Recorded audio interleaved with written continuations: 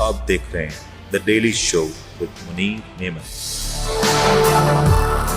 अस्सलामुअलैकुम, आप देख रहे हैं प्रोग्राम मुनीर मेमन के साथ। गुज़िश्ता हफ्ते बहुत सी तब्दीलियां हुई और आज सियासत के मैदानों से बात करें तो बहुत सी नई खबरें आ रही हैं। एक जानिब वज़ीर आज़म शहबाज शरीफ मुख्तलिफ ममालिक के दौरों पर हैं, मुख्तलिफ वज़राए आज़म से मुलाकातें हो रही हैं और मुख्तलिफ मामलात में इसमें काफ़ी ज़्यादा तेज़ी नज़र आ रही है। तो दूसरी जानिब एक अहम पेशरफ्त पाकिस्तान की सियासत में कि डिप्टी वज़ीर आज़म का जो ओहदा है उसके ऊपर एक नामजदगी हुई। इसहाक डार साहब जो कि नवाज शरीफ साहब के इंतहाई करीबी समझे जाते हैं और ये कहा जाए कि अगर मुस्लिम लीग नून को दो हिस्सों में तकसीम किया जाए, जिसमें एक हिस्सा शहबाज शरीफ साहब का हो और दूसरा हिस्सा नवाज शरीफ साहब का हो, तो इसहाक डार साहब का वजन हमेशा नवाज शरीफ साहब के पलड़े में ही नजर आएगा। इसहाक डार साहब को डिप्टी वजीर आजम के ओहदे पे तैनात कर दिया गया और ये पाकिस्तान की तारीख में पहली मर्तबा नहीं हुआ कि किसी शख्स को डिप्टी वजीर आजम बनाया जाए। इससे पहले इस बात की इतलात थी कि ये बातें गर्दिश कर रही थी कि हो सकता है कि पीपल्स पार्टी हुकूमत का हिस्सा बने और बिलावल भुट्टो जरदारी साहब डिप्टी वजीर आजम के ओहदे को संभालते नजर आए। लेकिन कुछ सूरत हाल में तब्दीली हुई। ये तब्दीली आखिर क्यों हुई, इसके पीछे पस मंजर क्या है, इसके हवाले से गुफ्तगू करेंगे। हमारे साथ ज्वाइन करें सीनियर साहब जनाब जहांगीर सईद साहब। जहांगीर साहब अस्सलाम वालेकुम। वालेकुम अस्सलाम। जहांगीर साहब, काफी ज्यादा इस हवाले से बात उड़ी थी कि मुमकिनात जाहिर किए जा रहे थे कि पीपल्स पार्टी हुकूमत का हिस्सा हो जाएगी, काबीना में भी शामिल हो जाएगी, डिप्टी वजीर आजम का ओहदा बिलावल जरदारी साहब संभालेंगे। अब सूरत हाल असर नौ तरतीब हुई। इसहाक डार साहब एक वक्त में कहीं नजर नहीं आए, फिर वजीर खजाना से फारिग होकर वजीर खारजा हुए और अब डिप्टी वजीर आजम। देखें, इंडिया की हुकूमत को आप लें तो वो कह रहे हैं कि जो मोदी साहब की जो सियासत है वो एक जमाती बुनियादों पे मुल्क को चलाना चाहते हैं। वाहिद जमात होगी और वही मुल्क को चला रही होगी, उसकी कोई अपोजिशन नहीं होगी। इसके हम ताने दे रहे हैं कि कैसे जमहूरियत है, कैसे वाक़यात हैं, ये कैसे हो सकता है। इतनी बड़ी जमहूरी स्टेट है और एक मिसाल है जिसकी मिसालें दी जाती हैं जमहूरियत की, वो ये एक जमाती जी पार्टी जो है वो मोदी की पार्टी होगी और एक जमाती होगी। चलिए एक तरफ, यहाँ दूसरी तरफ आई ये जो हुकूमत है, ये भी बड़ी दिलचस्पी मुझे ऐसा लगता है कि ये एक ख़ानदानी हुकूमत बनने जा रही है। उनकी बेटी नवाज शरीफ जो है सदर उसके होंगे पार्टी के, उनके भाई सगे भाई जो हैं अब वो जो है वज़ीर आज़म हैं। अब जो है इनकी भी बड़ी रिश्तेदारी है, शादी इन्होंने अपने बच्चों के आपस में की हुई है। तो वज़ीर ख़ारजा इतना बड़ा रिश्ता था उनको, पहला रिश्ता उनको ये दे दिया गया। पहले सुना था कि हमने फाइनेंस मिनिस्टर उनसे ज़्यादा अच्छा लायक फायक है ही नहीं और उसकी कोई मिसाल नहीं मिलती। वो एक साइंटिस्ट है जो बजट बनाने का और बाहर से जो है इमदाद लाने का, वो टाइम फिश हो गया। अब मज़े की बात ये कि इनको वज़ीर ख़ारजा बनाया गया क्योंकि इनके अचानक ये मालूम हुआ कि इनकी भी तबीयत ख़राब रहने लगी है और इनकी भी दिल का मसला है, तो ये इतनी ज़्यादा वो नहीं उठा सकते। लेकिन ये घूम सकते हैं, बाहर जा सकते हैं, मुल्क के लिए काम कर सकते हैं, उसके मफाद को जो है टो कर सकते हैं, ये सब कुछ कर सकते हैं। ये हीरो हैं और इनको बड़ा तजर्बा है और ये एक अच्छे वज़ीर ख़ारजा साबित होंगे। सही। फिर एक और मसला आ गया कि वज़ीर ख़ारजा भी कहीं कोई ख़ानदान वानदान का शायद लगा दिया जाए, वो कोई कुर्ब जवार का लगा दिया जाए, अक़रबा परवरी, तो वो वाली किसी वजह से खाली की गई वज़ीर ख़ारजा। अब उन्होंने कहा कि वज़ीर ख़जाना, तो वो शायद इनको उम्मीद थी कि वो वज़ीर आज़म अगर नवाज शरीफ नहीं होंगे तो वज़ीर ख़ारजा होंगे उस वक्त के, और या वज़ीर ख़जाना इसहाक डार होंगे। अब वो उनकी उम्मीद टूटी, वो जो है वज़ीर आज़म नहीं बने तो ये नायब वज़ीर आज़म नहीं बन सके। इन्होंने भाई का मसला था और वो तय पा गया कि अब जो है वज़ीर आज़म। सही। अब आप ये देखिए, उनका नवासा है, नवाज शरीफ साहब का नवासा है, उनको भी जो है उन्होंने बाहर बैरूनी ममालिक में जो है निजी टूर पे ले जाना शुरू कर दिया। सही। کہ بھئی ابھی تو سیٹیں بہت ساری اگلی پوت کو اگلی اگلی نسل کو پوت تیار اگلی کیا. پوت نہیں ہے، اس دور کی پوت ہے، اور بھی اس کو نیا خون کہہ کے کہیں نہ کہیں داخل کیا جا رہا ہے ہر جماعت میں چہرے بنانے کے لیے. لیکن نواز شریف صاحب کی چل پالیسی کے اوپر بات کرتے ہیں. اسحاق ڈار صاحب کا بطور ڈپٹی وزیر اعظم ہونا کیا یہ اس بات کس طرف اشارہ کر رہا ہے؟ اگر اس کو سمجھوں تو کیا وجوہات تھیں؟ بڑی دلچسپ. اسحاق ڈار صاحب تو آلریڈی ہیں وزیر خارجہ. میں لفظوں کے درمیان جو تعلق کو بتاتا ہوں. وزیر اعظم ڈیپیوٹی وزیر اعظم، یہ خود بھی ڈیپیوٹی وزیر اعظم ہے، ڈیپیوٹیڈ بائی دی نواز شریف. تو ڈیپیوٹ ہے نا، ڈیپیوٹیشن پر آئے نا یہ. لیکن بہرحال وزیر اعظم ہو گئے، ڈیپوٹیشن کہیں اور سے ہوئی ہے. اب یہ ان کو یہ بتائیے، ایسی مثالیں موجود ہیں. سر کہیں ایسا تو نہیں کہ شہباز شریف صاحب کی ڈیپوٹیشن کہیں اور سے ہوئی ہو اور نواز شریف صاحب نے کہا کہ میں بھی کچھ ہوں تو میں بھی اپنا ڈیپیوٹ کروں ایک وزیر اعظم؟ مزید کی وزیر اعظم اپنے بھائی کے ساتھ انہوں نے ایک بغلی وزیر اعظم لگایا ہے، یہ بڑی اہم بات ہے.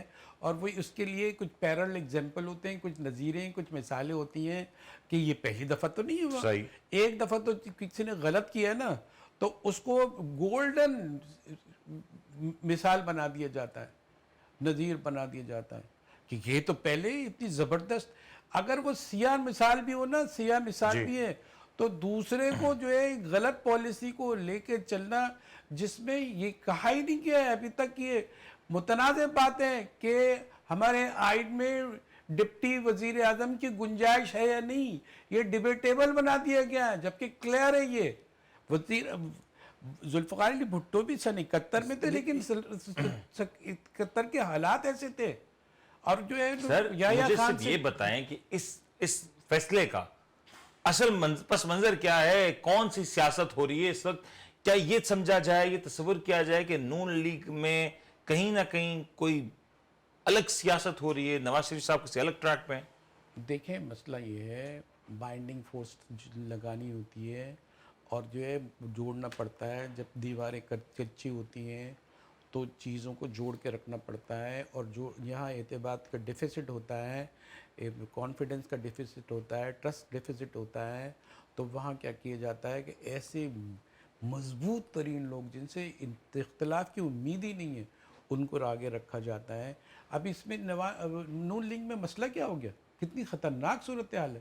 اس کے وزیر اعظم، سابق وزیر اعظم خاقان عباسی صاحب، وہ کیا ہے، وہ انہوں نے پارٹی بنانے کا اعلان کر دیا. دوسرے 4 ایسے ہیں جنہوں نے پارٹی بنانے کا اعلان کر دیا ہے، یا وہ کسی ایک ایسی جس میں مزاحمتی تحریک کے لیے بات ہو رہی ہے. اب چیزیں یہ اس کو ہلکا نہیں لے رہے ہیں، ہمیں بتایا جا رہا ہے کہ کوئی فرق نہیں پڑے گا. ایک چیز بتائیں، ایک دو جو حالیہ ابھی ہم نے دیکھے، ایک دو معاملات نظر آئے. ایک پہلے نواز شریف صاحب ایک نجی دورے پہ چین گئے، اس دورے میں اسحاق ڈار صاحب ان کے ہمراہ تھے. جیسے ہی وہ دورہ مکمل ہوتا ہے، اسحاق ڈار صاحب بطور ڈپٹی وزیر اعظم ان کا نام آ جاتا ہے. کیا یہ کہیں نہ کہیں اس بات کی طرف اشارہ ہے کہ کچھ ایسے معاملات ہیں جو شاید شہباز شریف صاحب سے یا تو شیئر نہیں کیے جا رہے، یا کرنا نہیں چاہ رہے، یا پھر کچھ اور ایسی وجوہات ہیں جو شاید نواز شریف صاحب بہتر سمجھتے ہوں؟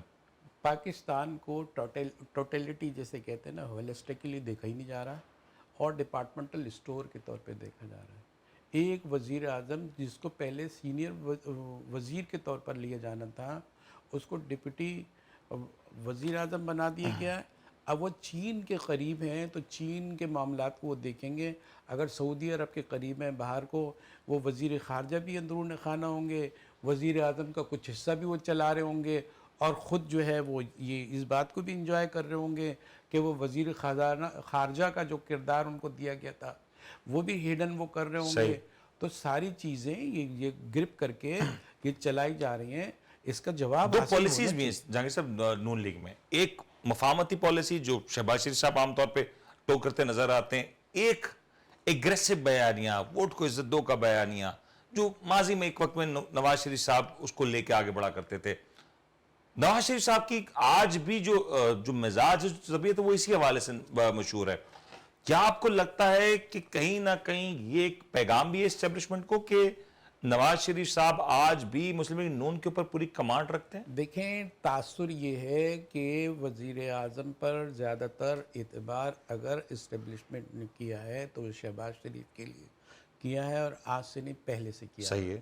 اور لیکن چونکہ صورتحال کلیئر نہیں تھی، الیکشن بھی کرائے گئے، اگر ان کو میجورٹی مل جاتی تو وہ بھی ہو سکتے تھے۔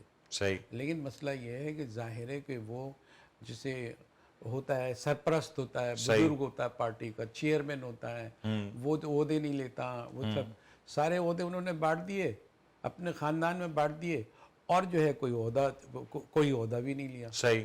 سمجھا؟ صاف چھپتے بھی نہیں، سامنے آتے بھی نہیں، وہ قتل کریں ہیں کہ کرامات کریں، ایسے کچھ ہے؟ جی اب اس کو رہنے دیجئے، قتل اور کرامت تک نہ جائیے۔ یہ صورتحال، ہم سیاسی صورتحال میں بتا رہے ہیں، اور ساری چیزیں جب ایسی اتنی آپ اندرون خانہ کریں گے تو اندر سے جو بے چینی ہوگی، جنہوں نے بہت طویل قربانی، لیکن ایک پھر اس کو سمرائز بھی کرتے ہیں۔ پہلے ہم نے دیکھا کہ نون لیگ کی وہ فگر جو کہ نواز شریف صاحب کے قریبی تھی، وہ سیاسی میدان میں ان کو شکست ہوتی ہے۔ پھر جب بات آئی فارم 47 کی تو یہ کہا جانے لگا کہ اگر فارم 47 پہ ایک سیاسی جماعت کو جتانا تھا تو کیا اس سیاسی جماعت ان لوگوں کو بھی جتایا جا سکتا تھا جو کہ ایک وقت میں سینئر مقبول لیکن نواز شریف صاحب کے قریبی رہنما تھے، وہ سارے ہار گئے۔ پھر یہ کہا گیا کہ نواز شریف صاحب جو سیٹ جیتے ہیں وہ بھی بڑی مشکل سے آخری معاملات میں شاید وہ سیٹ کا کوئی فیصلہ ہوا۔ پھر ایک چیز اور سامنے آئی جہانگیر صاحب، یہ بڑی انٹرسٹنگ ہے کہ اس کے بعد تنقید کا سلسلہ شروع ہوا۔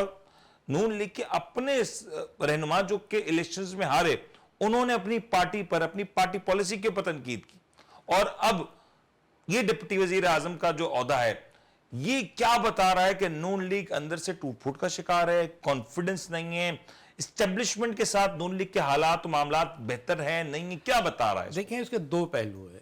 ایک پہلو یہ ہے کہ ہر سیاسی جماعت یہ سمجھتی ہے کہ پریشر رکھنا چاہیے اور آزادی نہیں ملنا چاہیے، اور دوسرا اس کے اندر دو اسپلٹ کر لیتے ہیں، دو پول بنا لیتے ہیں۔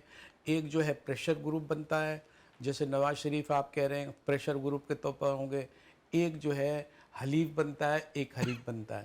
تو حریف جو کہتا ہے کہ نہیں، ہمیں سمجھوتی کی پالیسی، ہمیں مزاحمت کی سے پالیسی اختیار نہیں کرنا چاہیے۔ تو دونوں ہاتھوں میں کوئی نہ کوئی ہوتا ہے، ایک چیز ہے، ایک میں اگر ڈنڈا رکھنے کی کوشش کی جاتی ہے۔ ان کا یقین بن گیا ہے کہ پریشر دینے سے کہیں نہ کہیں سمجھوتا ہو سکتا ہے۔ وہ عمران خان کی جماعت ہے، اس کی بھی اسٹریٹجی یہی ہے کہ وہ سمجھوتے کے لیے کہیں نہ کہیں دونوں کوششیں کر رہے ہوتے ہیں، اور کہیں پریشر بھی ڈال رہے ہوتے ہیں، ہاتھ بھی ملا رہے ہوتے ہیں۔ ایک چیز اور ایڈ کرتے ہیں، جو نون لیگ اپنے الیکشن کیمپین کے دوران کہتی رہی کہ نواز شریف صاحب وزیر اعظم ہوں گے، کیا ایسا ممکن ہے؟ آپ کو نظر آ رہا ہے کہ ان قریب ایسا بھی کچھ دیکھنے میں ملے کہ نواز شریف صاحب وزیر اعظم ہوں اور شہباز شریف صاحب پرانی تنخواہ پہ واپس چلے جائیں؟ آپ کو ایسا کچھ ہوتا ہوا نظر آ رہا ہے؟ دیکھیں ان کے اختیار میں اگر نواز شریف چاہیں تو آپ کو نہیں لگتا ایسا کر سکتے ہیں؟ سیاسی بساط تو بچ چکی ہے، اور جو ہے اس میں پیادے، بادشاہ، وزیر سب سیٹ ہو چکے ہیں، ٹھیک ہے؟ یہ تو سیاسی بساط ہو گئی۔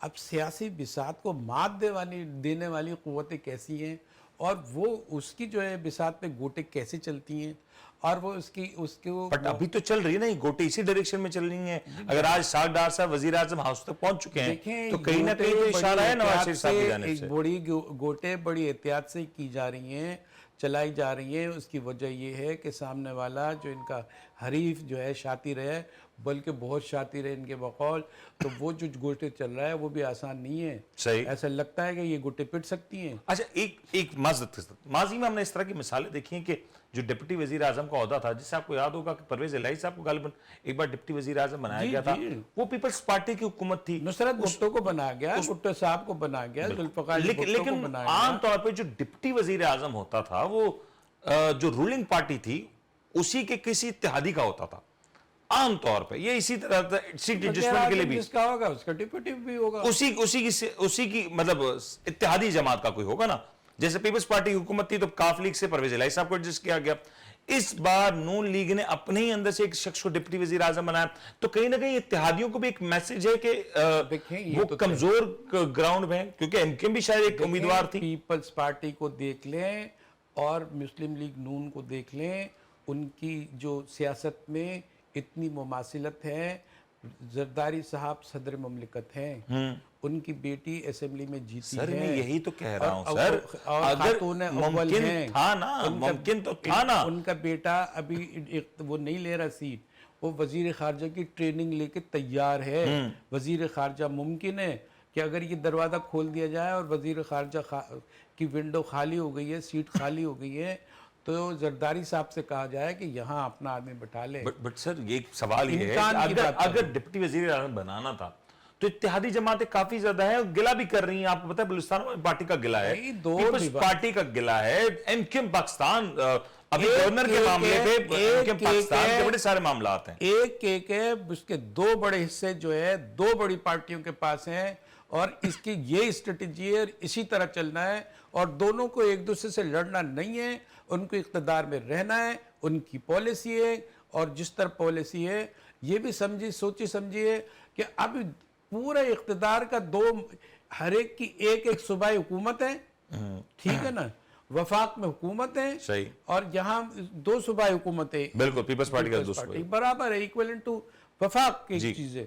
تو یہ سیدھے یہ بندر باٹ تو ساری صاف نظر آ رہی ہے، بھئی انہی کو چلانا ہے، یہ دوسرے ثانوی ہیں۔ سر ایک چیز بتانا، یہ آپ کی نظر میں آپ کی نظر میں پوچھا، ایک آپ کا تجزیہ چاہ رہا ہوں، یہ اسحاق ڈار صاحب کو جو ڈپٹی وزیر اعظم بنایا گیا، یہ فیصلہ شہباز شریف صاحب کا ہوگا یا نواز شریف صاحب کا ہوگا؟ اس کو انیشیٹ کس نے کیا ہوگا؟ جب تک کہ پریشر ہے، جب تک کہ پی ٹی آئی کا پریشر ہے، جب تک کہ صورتحال کلیئر نہیں ہو رہی ہے، جب تک کہ ان کے اندر اسپلٹ نہیں ہوگا، یہ مل کے ہی چلیں گے۔ اور یہ بٹ یہ انیشیٹ کس نے کیا ہوگا؟ میں یہ کہہ رہا ہوں، یہ جو فیصلہ ہے، یہ فیصلہ بہت کچھ بتا رہا ہے نا، کہ شہباز شریف صاحب نے خود کہا کہ نہیں، کام کا لوڈ زیادہ ہے، ذمہ داری ملک کی ذمہ داری بہت ہے۔ دلچسپی کی کلپ میں نے دیکھی، وزیر اعظم پاکستان برابر میں بیٹھے ہوئے، اور بڑی خوشی ان کے ڈیپٹی بھی اسی گاڑی میں بیٹھے ہوئے، بلٹ پروف گاڑی، شاندار قسم کی گاڑی، اور دونوں ساتھ چلے جا رہے ہیں۔ اب ہم یہ تو نہیں کہتے کہ ایک گاڑی ہے اور ایک پخ ہے، پخ تو ویسی ہوتی ہے نا، اس کو کرنا ورنا تو کچھ نہیں ہوتا، وہ ٹک ٹک ٹک ٹک چلنا ہوتا ہے اس کے ساتھ میں۔ لیکن وہ کہتے ہیں کہ بھئی بڑے سائنسدان ہیں، ایک بیلنس آف پاور ہوگا، دوسرے وہ کریں کہ ان کا بھی کوئی انفلوئنس ہے، نون لیگ میں ان کا بھی بڑا انفلوئنس ہے اسحاق ڈار کا، اس کو جو ہے گریب کر کے رکھیں گے۔ وہ کچھ نون لیگ کے جو ہے وہ جو ہمارے نون لیگ کے جو سرپرست بنے ہوئے ہیں نواز شریف، وہ گریپ کریں گے۔ اسی طرح کہیں نہ کہیں یہ بھان بھون کے رستیوں سے اپنی یہ سنگاسن جو ہے وہ قائم۔ ٹھیک ہو گیا جہانگیر صاحب، یہ آپ کا پوائنٹ آگے پروگرام میں ایک بریک شامل کرتے ہیں، بریک کے بعد آئیں گے تو کچھ اطلاعات ہیں کہ کیا تحریک انصاف کا کوئی بیک ڈور معاہدہ ہو رہا ہے، کوئی اس طرح کی بات چل پڑی ہے، یا پھر ایک بار پھر سے ہمیں تحریک انصاف اسمبلیوں سے باہر آتی ہوئی نظر آئے گی، سڑکوں پہ نظر آئے گی؟ کیا یہ کچھ ہونے جا رہا ہے، اور کیا قافلے ایک بار پھر سے کے پی کے سے اسلام آباد کا رخ کرنے جا رہے ہیں؟ اس کے بعد بات کریں گے، بریک لیتے ہیں، بریک کا حاضر ہوتے ہیں۔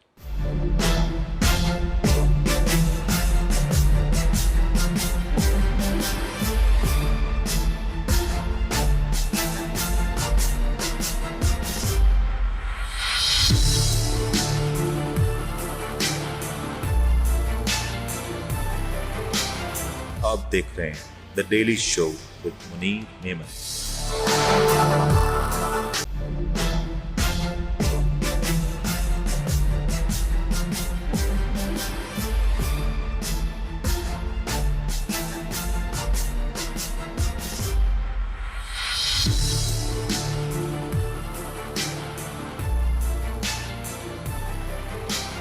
آپ دیکھ رہے ہیں the daily show with Munir نیمن۔ پروگرام میں آپ کو ایک بار پھر سے خوش آمدید کہتے ہیں۔ تحریک انصاف کے حوالے سے بات کریں گے۔ تحریک انصاف کا ایک بار پھر سے اسمبلیوں سے نکلنا چاہ رہی ہے، سڑکوں پہ آنے جا رہی ہے، یا کوئی بیک ڈور معاملات چل رہے ہیں؟ کیونکہ اس حوالے سے حامد رضا صاحب نے ایک بار پھر سے بڑا انکشاف کیا کہ تحریک انصاف کے جو ورکرز ہیں، جو سپورٹرز ہیں، وہ پوچھ رہے سوال کہ آخر ان کے بانی رہنما کو ابھی تک جیل سے کیوں نہ نکالا جا سکا؟ کیا الیکشنز کے بعد وہ جو لوگ جو جیتے ہیں وہ جیت کے ٹھنڈے کمروں میں اور ایوانوں میں بیٹھے ہوئے یا پھر گرفتاریاں دینے کی ذمہ داری محض نچلی سطح کے کارکنوں کی ہے؟ کیا ایک بار پھر سے اسمبلی سے باہر آنے کا مشورہ تحریک انصاف کو جو دیا جا رہا ہے وہ کامیاب ہوگا یا نہیں ہوگا؟ دوسری جانب تحریک انصاف نے ہر طرح سے اس بات کے امکانات کو رد کر دیا کہ کہیں بھی کوئی بیک ڈور روابط جاری ہیں، اور تحریک انصاف نے دو ٹوک کے حوالے سے اعلان بھی کر دیا۔ جہانگیر صاحب، تحریک انصاف اس وقت کس پوزیشن میں نظر آ رہی ہے؟ کیا پارٹی پالیسی ہے، کیا لائن ہے؟ کیا کوئی ایک بار پھر سے تحریک انصاف اسمبلیوں سے باہر آنے کا سوچ سکتی ہے؟ دیکھیں، تحریک انصاف کی پالیسی کبھی بھی کلیئر نہیں رہی ہے۔ تحریک انصاف نے کہیں احتجاج بہت کیے، یو ٹرن لیے، اسٹیبلشمنٹ کے جنرلز پہ بھروسے کیے، وہ لگا اعتراف بھی کیا، ساری چیزیں اپنی جگہ پہ انہوں نے یہ کرتے رہے، اور آخر میں جو ہے ان کو جب بھی کہا گیا کہ آپ جو ہے سیاسی قوتوں کے ساتھ بیٹھے ہیں، انہیں بلنٹلی انکار کر دیا، سمجھے جی؟ اب جب بٹرلی انکار کر دیا، بالکل اس میں کوئی رعایت نہیں بدلی۔ اب یہ ساری چیزیں جب پریشر ہے، سب سے بڑا پریشر معلوم ہے کہ پی ٹی آئی کے ساتھ کیا ہے کہ وہ جو لیڈر ان کا نہ ہونے کی وجہ سے وہ جو ہے کئی پالیسیاں چہچا رہی ہیں، کئی لیڈر الگ الگ بول رہے ہیں۔ اب فکر یہ ہے کہ ان کو الائنمنٹ میں لانے کے لیے ان کا لیڈر باہر آنا چاہیے، اور لیڈر کا طریقہ یہ ہے کہ اس نے کہا کہ آپ اس پہ بحث کرتے ہیں، چلے ٹھیک ہے، میں سیاسی جماعتوں سے بھی بات کروں گا اور اسٹیبلشمنٹ پہ سے بھی بات کروں گا۔ اب وہ اسٹیبلشمنٹ سے اتنے ڈائریکٹ اعلانیہ کھلا کرتے ہیں، اور اسٹیبلشمنٹ کے خلاف ہی وہ کہتے ہیں کہ ہمیں فلاں اس نے جو باجوہ نے خراب کیا، برباد کر دیا، اور یہ کر دیا، لیکن جہانگیر صاحب، ایک تنقید تو ہو رہی ہے تحریک انصاف میں نا، کہ جو تحریک انصاف کے جو لوگ ہیں جو الیکشنز میں حصہ لیا، جنہوں نے الیکشن جیتے، بڑی تعداد میں جیتے، جس کے 100 سے زائد پارلیمنٹیرینز ہوں، اس سیاسی جماعت کا سربراہ تقریباً 8 ماہ سے جیل میں ہے، اور وہ جیل سے باہر نہیں آ پا رہا، اور آپ کا دعویٰ یہ ہے کہ وہ جو مقدمات ہیں وہ جھوٹے بنائے گئے ہیں، اور پھر بجٹ ہے، بہت سے ایسے معاملات میں وہ حکومت کے ساتھ بارگین کی جا سکتی ہے۔ ایسا یہ تاثر جا رہا ہے ورکرز میں کہ شاید جماعت کے کچھ ارکان بانی کو نکالنے میں زیادہ سنجیدہ نہیں، جس کی وجہ سے پریشر فیل کیا جا رہا ہے؟ نہیں، بانی کی تو ضرورت اس لیے بھی محسوس ہوگی کہ یہ جو ہے نا لوزر کے طور پر آ رہے ہیں۔ ان کے جو لیڈرز ہیں، جو ہے مروت صاحب ہیں، وہ کچھ کہہ جاتے ہیں، اور گنڈا پور کچھ اور کہہ جاتے ہیں، اور ان پہ شکوک و شبہات بھی نظر آ رہے ہیں کہ یہ پتہ نہیں کس کے لیے کر رہے ہیں، کہ کوئی ان کے ڈانڈے ہلا رہا ہے، کہیں سے ڈوریاں ہل رہی ہیں ان کی، سب جو ہے چیزیں اپنی جگہ پہ مشکوک ہو کے رہ گئی ہیں۔ مشکوک ہونے کے لیے ضروری ہے، لیکن ایک سوال یا نشان تو ہے نا کہ اتنے عرصے تک اگر آپ نے بانی رہنما کو عدالتوں سے ریلیف نہ دلوا سکے، اتنی بڑی تعداد میں پارلیمنٹ کا حصہ ہونے کے باوجود، تو کہیں نہ کہیں شک و شبہات تو ہے نا۔ پی ٹی آئی سے غلطیاں بہت ہوئی ہیں، اور جب پیرل اگزامپل بنائی ہے، جب ان کے دور میں ایسا ہوا ہے، جب ان کے اقتدار تھی، تو انہوں نے بڑا شفاقانہ کچھ ایسے رویے بھی اپنائے ہیں جس میں قابل کہیں رحم نظر نہیں آتا تھا، اور وہ جو اس طرح کارروائی کر رہے تھے جس کی مثالیں موجود نہیں تھی۔ اس لیے سب چیزیں دیکھیں، وزڈم بھی ایک چیز ہوتی ہے، مومنانہ فراست بھی ہوتی ہے، اس کے کچھ تقاضے بھی ہوتے ہیں، اس کی فلیکسیبلٹی بھی ہوتی ہے، انہوں نے نہیں اپنایا۔ اب ان کے پاس مثالیں کہ ہم تو ان کو اچھا کھانا بھی کھلا رہے ہیں، انہوں نے اچھا کھانا نہیں کھلایا، اب جیل میں تو کیا ہے، جیل میں تو ہم بھی تھے۔ اب یہ چیزیں، اب وہ جو دو چیزیں دکھاتے ہیں۔ تحریک انصاف کا ایک موقف یہ ہے کہ جو مقدمات ہیں وہ تقریباً کلوزنگ مراحل پہ ہیں، مطلب اس میں کوئی جان باقی نہیں رہی، اور اگر وہ مقدمات چلائے جائے روز کی بنیاد پہ تو عین ممکن ہے کہ بہت جلدی اگر اتنا ہی آسان ہے کہ مقدمے روز کے درمیات پہ چلا دے جائیں، اور جو ہے اس کے گراؤنڈ بھی نہیں ہے، تو پھر مسئلہ یہ سارا مسئلہ، پھر وہ یہ کیوں کہہ رہے ہیں کہ ہم مذاکرات کریں گے اسٹیبلشمنٹ سے؟ یہ کیوں کہہ رہے ہیں کہ اسٹیبلشمنٹ، یہ لوگ بھی کہہ رہے ہیں، یہ جو ہے اتحاد بھی کہہ رہا ہے، یہ بھی اتحاد کہہ رہا ہے کہ نہیں، ہمیں قوم کی ملت کے مفاد میں سب کو ساتھ لے کے چلنا چاہیے۔ اب یہ جو ہے اسٹیبلشمنٹ کا کردار سرکاری طور پہ تسلیم کرتے جا رہے ہیں، اور یہ بتاتے جا رہے ہیں، کہہ رہے ہیں کہ اس کا حصہ ہے، اس حقیقت کو ناگزیر سمجھیں، انوائڈیبل سمجھیں، اس کو ان کے کچھ اشارے دیے جا رہے ہیں، ایسے کچھ اشارے دیے جا رہے ہیں۔ میں اگر ذرا گفتگو سنے جائیں، فیصل وانٹا صاحب کی گفتگو سنیں، ایسا لگتا ہے کہ کہیں نہ کوئی معاملہ ضرور چل رہا ہے، اور کچھ وقت ہے ایک ٹائم لائن ہے جس کو ڈیسائیڈ ہونا ہے. دیکھیں معاملات تو چلنے ہیں, چلنے کے بغیر ملک نہیں چلے گا, اور چیزیں اگر اسی طرح انتشار کا شکار رہیں تو آئی ایم ایف کے آپ انورٹڈ کاما میں ریمارکس دے دیں کہ یہ چانس آخر چانس ہے آپ کو سنبھلنے کا. اور بزنس کمیونٹی نے بزنس کمیونٹی کا عارف حبیب صاحب کا یہ بیان ہے کہ آپ ابھی اگر فیل ہو گئے تو پھر آپ کا امکان نہیں رہے گا.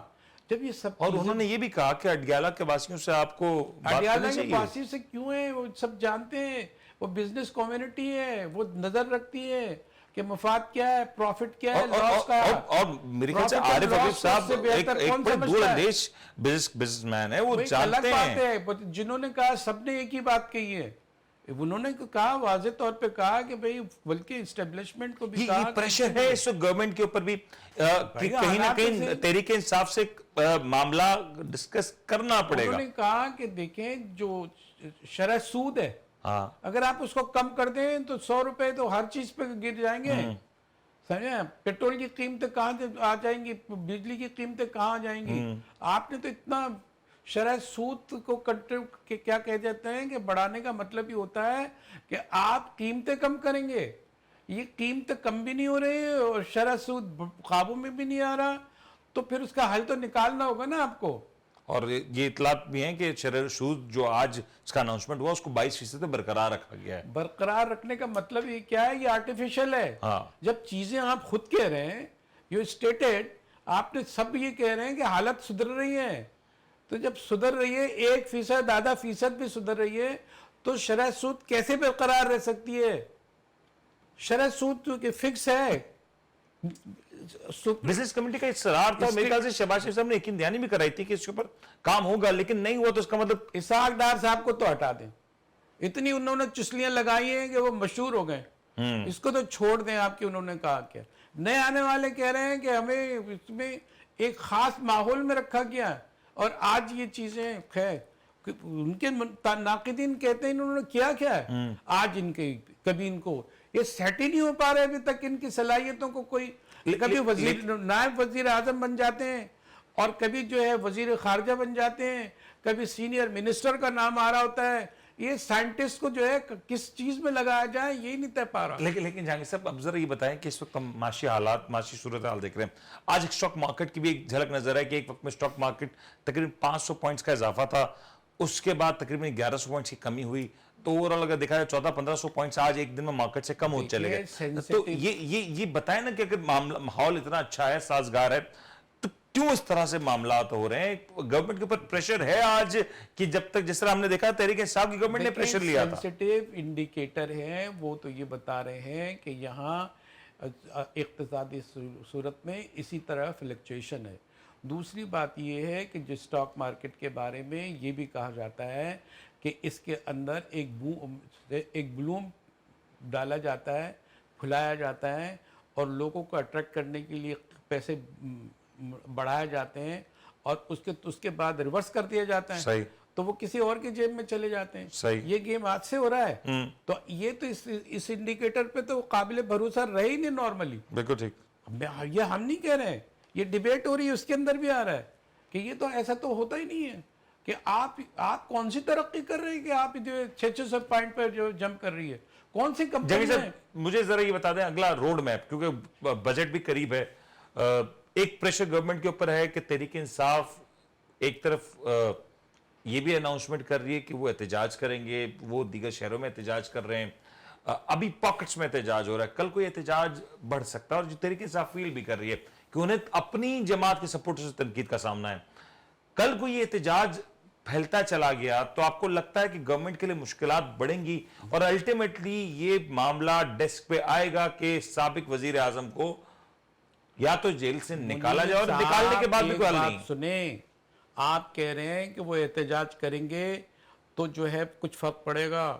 احتجاج کی خبر سننے اور جو ماحول بن رہا ہے جس پر یقین اور عدم یقین ہے کہ احتجاج ہوگا بھی نہیں ہوگا, اس سے جو ہے لرزہ طاری ہوتا ہے. ملک کی معیشت پر بھی ہوتا ہے, سیاسی جماعتوں پہ بھی ہو گیا, ان کے اتحاد پہ بھی ہو گیا کہ لو ابھی کب سکون ملے گا.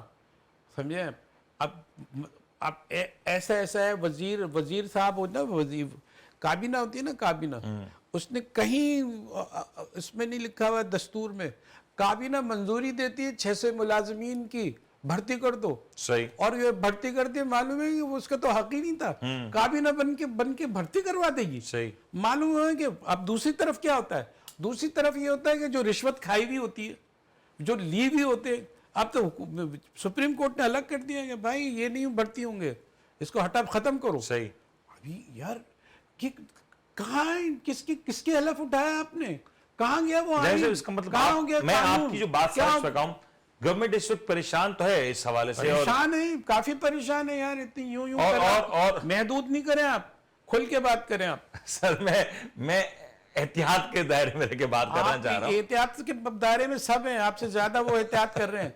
नहीं, अगर गवर्नमेंट परेशान है, चलिए इसको समराइज ही कर लेते ना, गवर्नमेंट परेशान है, एक तरफ माशी बहरान है, एक तरफ सियासी बहरान है, पर गंदम क्या है। ऑप्शन है? ऑप्शन क्या? सर गंदम है, फिर कच्चे के डाकू है, फिर एक तरफ वजीर आला, पंजाब की वजीर आला साहिबा वो पुलिस की वर्दी पहन लेती है तो उसके ऊपर केसेस बन जाते हैं। पता ही क्या रहा है? नहीं, शोबे ने गंदम बेच दिया और जो है वो पॉकेट, पर्सनल पॉकेट्स में आ गया, प्राइवेट में आ गया, गंदम बच गया। गंदम की कमी है, और फिर मजे की बात है कि वहां से वो बम्पर क्रॉप के बावजूद गंदम की कमी है। इंपोर्ट भी कर लिया, खरीद भी लिए जालिमों ने, और ये क्या हीनियस क्राइम नहीं है? और जो तुम पॉलिसी लेके आए हो कि हम हालात बदलेंगे, हमारी पॉलिसी होगी बड़ी सफाकाना, हम इकदाम करेंगे, सफाकी की खाकी भी नहीं है ये। सर जहांगीर साहब, मेरे ख्याल से प्रोग्राम हुआ, अपने इंतजाम पहुंचा, आपके स्टूडियोज में तशरीफ आवरी का बहुत बहुत शुक्रिया। उम्मीद करते हैं आपको आज का प्रोग्राम पसंद आएगा। अपने मेजबान उनको इजाजत दीजिए, अपना ख्याल रखिएगा, अल्लाह हाफिज।